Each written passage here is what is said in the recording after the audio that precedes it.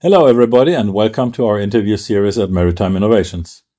Today I'm in Singapore and I'm very happy to sit down with someone who has been shaping e-navigation, hydrography and bridge systems for many years. My guest is Frode Klepsvik, Managing Director of NAVTOR Singapore and Voyager Worldwide Singapore.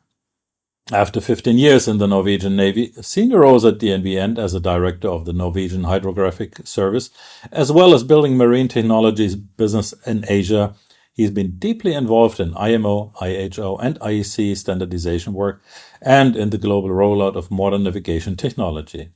Today he is leading NAVTOR Singapore office and the integration of the Voyager Worldwide acquisition, with the NAVTOR group now supporting almost 18,000 vessels worldwide, making it one of the largest providers of digital navigation products and services. Frode, thank you so much for taking the time today. Thank you. You're welcome. To start with the bigger picture, NAVTOR often talks about a connected digital ecosystem for bridge to shore. How would you describe this ecosystem in simple words, and what is the specific role of NAVTOR Singapore in this global setup? Well, NAVTOR's main idea has all the time been to make shipping easier for the mariner. We started with developing the systems for the mariners on board, providing the tools that they can make their task easier and make the compliance easier. And gradually we have ventured into also the shore side so that we can connect ship and shore into one big integrated ecosystem. That is where we are today. And of course, that gives benefits both to those on board, both to shore, and makes life easier. And our role is to ensure that the complexity is built into the system, but made easily available as an efficient tool for these operators, both on board and ashore. Building on that ecosystem view, let us zoom in on the bridge. NavStation is often called a digital chart table. How has NavStation evolved in recent years, and what are the main changes it brings to daily voyage planning for navigation? Yeah, I mean, NavStation is quite unique as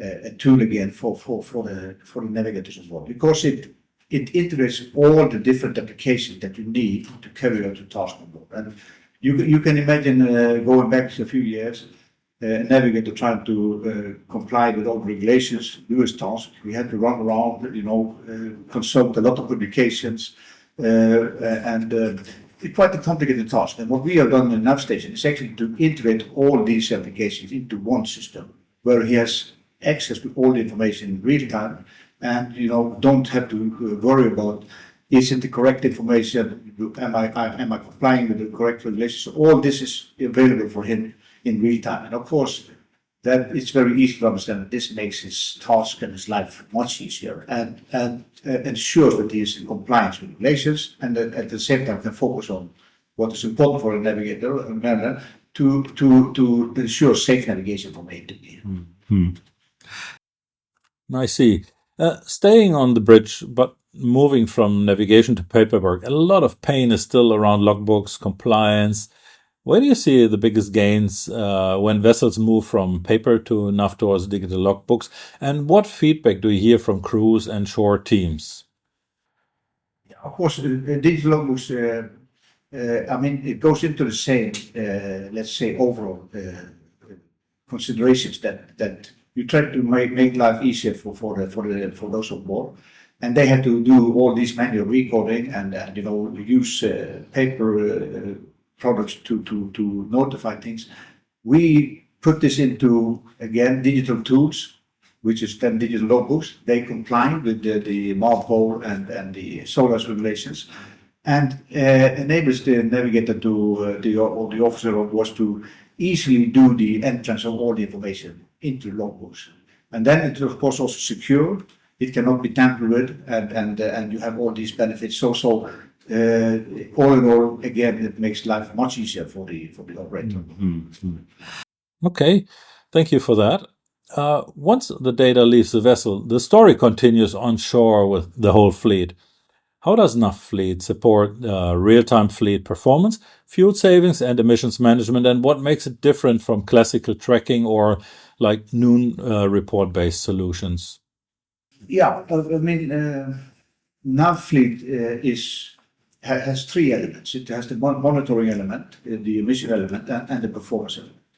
And of course, if you look at the monitoring element, this now suddenly enables the operational teams ashore to keep track of the whole fleet.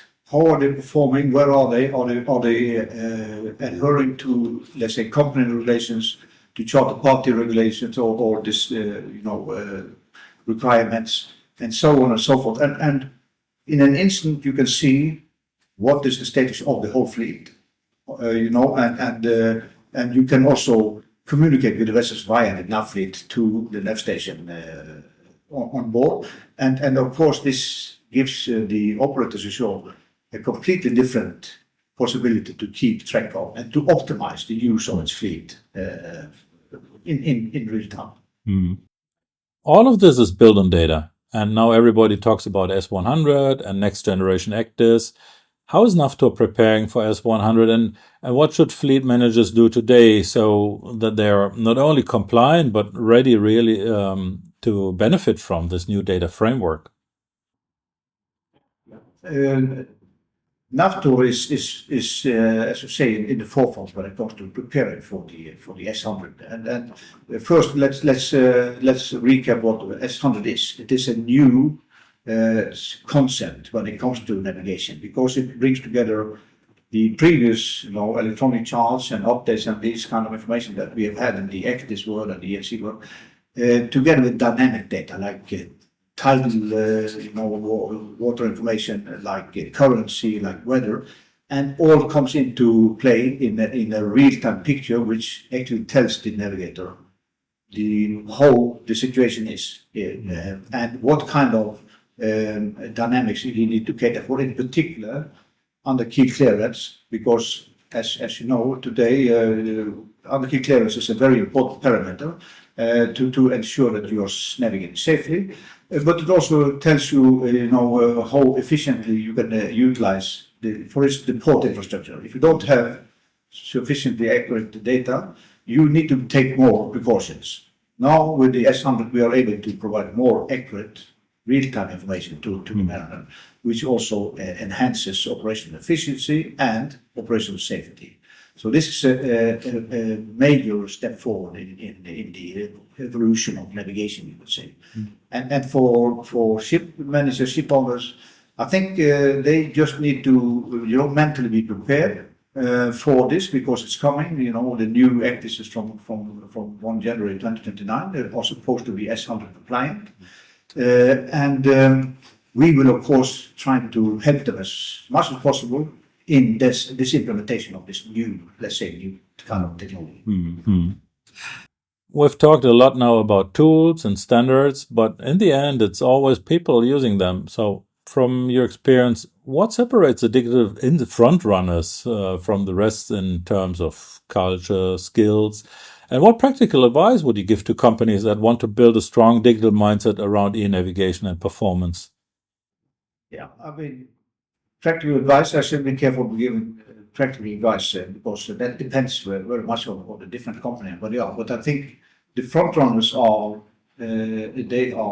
standing out by their willingness to embrace new technologies, and they see the benefits of this. Before they have it, they are able to assess and say that yes, this makes sense. And I think that that's what we are trying to provide, that knowledge to the operators and to the ship owners, that these are the benefits that are coming, for instance, on the S-100, and you should be ready to embrace them. And you see the front runners, they say, yes, this I can see the benefits. I'm willing to jump on this train, so to speak. Right. Frode, thanks a lot for sharing these insights and walking us through the NAVTOR's ecosystem, from NavStation, digital logbook, to NavFleet, and of course the preparation for S-100. I think many of our viewers and readers of MaritimeInnovations.com will recognize the same challenges in their own fleets, and I think it's very helpful to hear how you're tackling them in a practical way here in Singapore and worldwide. Thank you again for taking the time today, and I'm looking forward to following NAVTOR's next steps in smart shipping and e-navigation. Thank you.